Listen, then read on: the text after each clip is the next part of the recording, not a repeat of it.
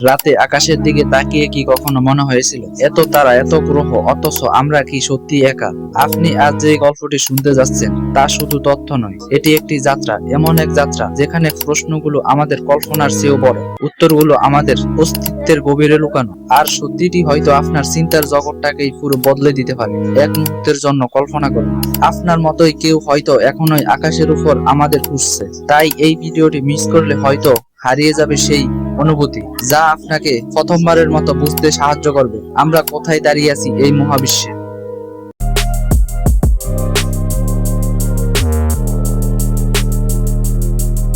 রাতে আকাশে তাকালে লাখো তারা দেখা যায়, আর তখনই মনে প্রশ্ন জাগে, এই বিশাল ইউনিভার্সে আমরা কি সত্যি একা? মানুষের কৌতূহল এখান থেকেই শুরু। বিজ্ঞানীরা দীর্ঘদিন ধরে চেষ্টা করছেন পৃথিবীর বাইরে জীবনের চিহ্ন খুঁজে বের করতে, তবে সরাসরি কোনো প্রমাণ এখনো কারো হাতে নেই।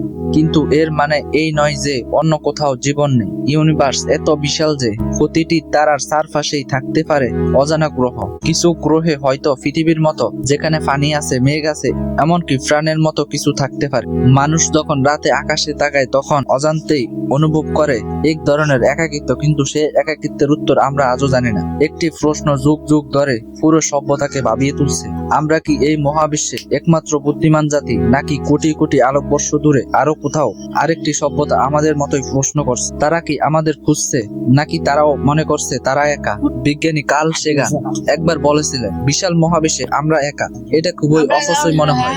এই কথাটি আজও কোটি কোটি মানুষের মনে গভীরভাবে জায়গা করে নিয়েছে, কারণ জীবন শুধু পৃথিবীতে থাকা খুবই অফাত দৃষ্টিতে অবিশ্বাস্য মনে হয়। অসংখ্য গ্যালাক্সি, তারার পর তারা, গ্রহের পর গ্রহ, সবকিছুই যেন ইঙ্গিত দেয় আরো কিছু থাকতে পারে। বিজ্ঞানীরা টেলিস্কোপ দিয়ে হাজার হাজার গ্রহ খুঁজে পেয়েছে। এসব গ্রহের অনেকগুলোর উপর হয়তো জীবন টিকে থাকতে পারে। কিছু গ্রহ পৃথিবীর মতো উৎস, কিছু গ্রহে রয়েছে বিশাল জলাশয় যেখানে ক্ষুদ্র জীব জন্ম নিতে পারে। যদি পৃথিবীতে জীবন পানির মধ্যে শুরু হয়, তাহলে পৃথিবীর মতো গ্রহে একইভাবে জীবন জন্ম সম্ভব।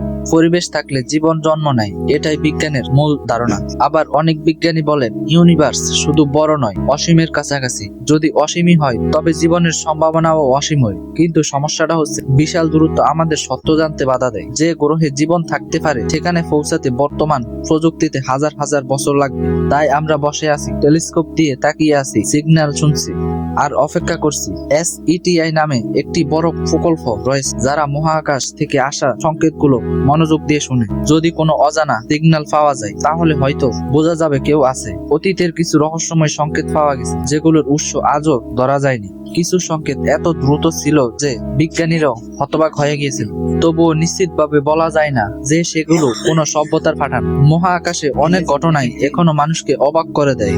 কখনো কোনো তারা, কখনো রেডিও তরঙ্গ, সবকিছুই পৃথিবীতে পৌঁছায়। আর আমরা ভাবতে থাকি কোথাও কেউ আমাদের ডাকছে কিনা। পৃথিবীর বাইরে জীবন খোঁজার সবচেয়ে বড় কারণ হলো আমাদের নিজস্ব অস্তিত্বের উত্তর খুঁজে পাওয়া। জীবন কিভাবে শুরু হলো? আমরা কি বিশেষ? আমাদের অস্তিত্ব কি শুধু একটি কাকতালীয় ঘটনা, নাকি মহাবিশ্বে জীবন হওয়া খুবই সাধারণ একটি বিষয়? এই প্রশ্নগুলোর উত্তর পেতে হলে আমাদের জানতে হবে মহাবিশ্ব কিভাবে কাজ করে।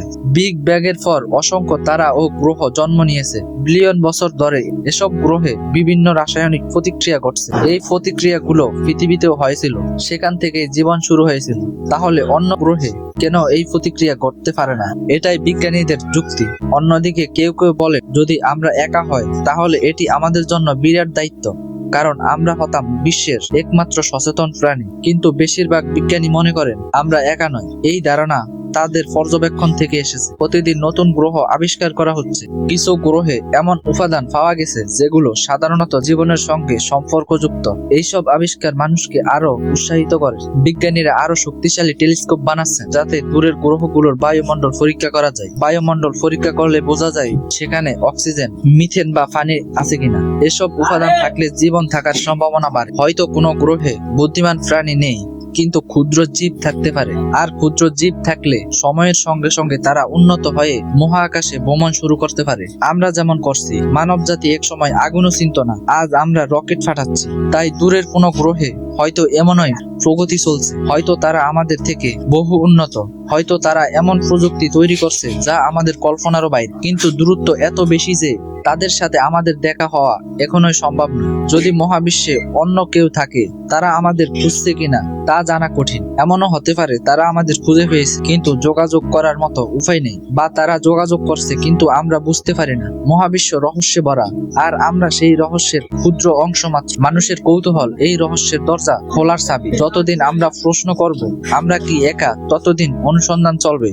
একদিন হয়তো এমন তথ্য পাওয়া যাবে আমাদের ধারণাকে বদলে দেবে। হয়তো সেই দিন আমরা জানবো মহাবিশ্বে আমাদের মতোই আরেক সভ্যতা আছে। হয়তো তারা আমাদের ওই মতো প্রশ্ন করতে করতে আকাশের দিকে তাকিয়ে আছে। হয়তো তারা ভাবছে আমাদের মতো কেউ কি আছে। জীবনের সত্য খুঁজতে এগিয়ে মানুষ আরো বিনয়ী হয়, কারণ মহাবিশ্ব এত বিশাল যে নিজেদের ক্ষুদ্রত্ব বুঝতেই বাধ্য হই, এবং ঠিক সেই জায়গাতেই জন্ম নেয় এক নতুন উপলব্ধি। হয়তো আমরা একা নই, হয়তো অজানা কোনো পৃথিবীতে কেউ এখনোই আমাদের দিকে তাকিয়ে একই প্রশ্ন করছে, আর সেই উত্তর খুঁজতেই মানব জাতি মহাকাশ যাত্রা শুরু করেছিল, আর চলবে যতদিন। মানুষ কৌতূহলী থাকবে যতদিন। মহাবিশ্বের গল্প এখানেই শেষ নয়, বরং এখান থেকেই শুরু। আমরা এখনো জানি না আমরা একা নাকি, কিন্তু প্রতিটি নতুন গ্রহে, প্রতিদিন নতুন আবিষ্কার আমাদের আরো এক ধাপ এগিয়ে দিচ্ছে সেই অজানা সত্যের দিক। হয়তো ভবিষ্যতের কোনো বড়ে আমরা শুনবো দূরের কোনো সভ্যতা আমাদের উত্তর দিয়েছে।